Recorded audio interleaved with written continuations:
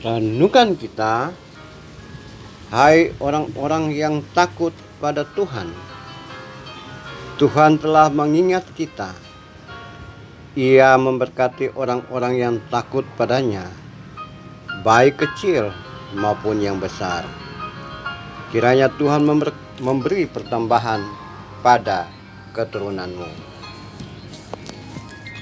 Saudara-saudara, dalam kemanusiaan, siapa sih yang tidak mau menjadi orang yang diberkati, anak cucunya juga mendapat berkat yang sama, dan dalam pemahamannya bahwa berkat itu adalah kelimpahan dengan sejumlah benda-benda yang menjadi lambang berkat, lambang kebahagiaan, atau yang dianggap sebagai benda-benda yang menunjukkan kesuksesan seseorang.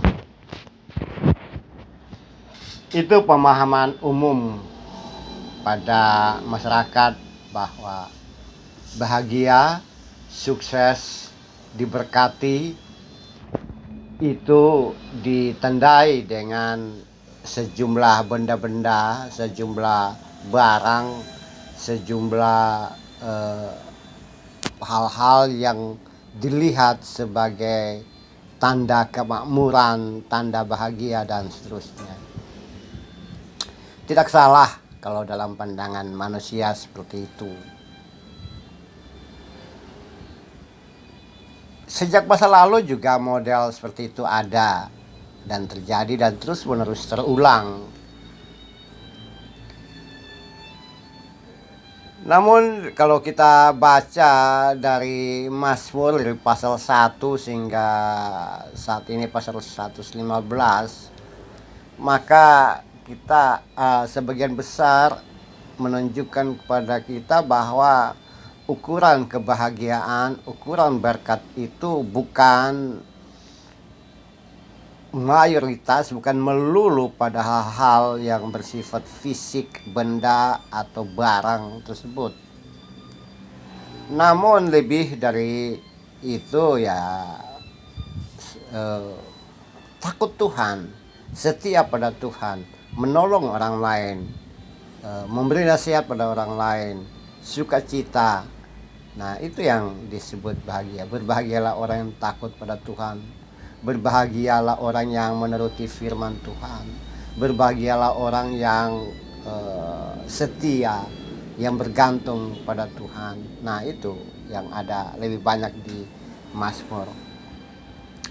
Nah, berkat pun sama. Kata-kata berkat itu memberkati orang-orang yang takut pada Tuhan, baik kecil maupun yang besar. Nah, itu juga sama, orang-orang takut pada Tuhan. Nah, dalam konteks itulah coba kita olah ulang konsep berkat, bahagia, sukses itu dalam hidup kekinian kita sekarang ini.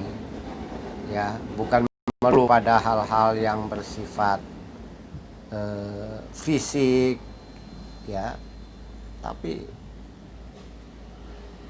kualitas rohani, kualitas spiritual, interaksi, dan kehidupan religiusitas juga ada di sana. Jadi kalau kita lihat bahwa berkat yang Tuhan berikan pada orang-orang yang takut pada Tuhan itu memang relatif, ya. Ada orang mikir-pikir bahwa berkat itu bersifat benda, tapi ada yang lain sudah cukup dengan apa yang ada dalam dirinya, itulah bahagia, itulah berkat. Nah, tergantung pada pribadi kita masing-masing melihat berkat, bahagia, sukses itu dari sudut pandang yang mana. Kita mau meraih yang bersifat tanda-tanda fisik, benda-benda, atau kita melihat bahwa bahagia itu bukan diukur atau tidak diukur dengan segala macam benda, tapi justru keluasan hati, ketenangan hati, kesejahteraan, kemudian hal-hal yang membangun hidup, mampu memberi nasihat orang lain, sukacita, tidak khawatir, hidup dengan aman, tentram. Nah, kalau itu yang terjadi, ya itu yang kita inginkan, ya pasti terjadi dalam hidup dan kehidupan kita. Tuhan memberkati kita sekalian dengan caranya Tuhan dan seturut dengan apa maunya Tuhan dalam hidup dan kehidupan. Bukan sesuai dengan kehendak dan keinginan kita. Itu dulu konsepnya.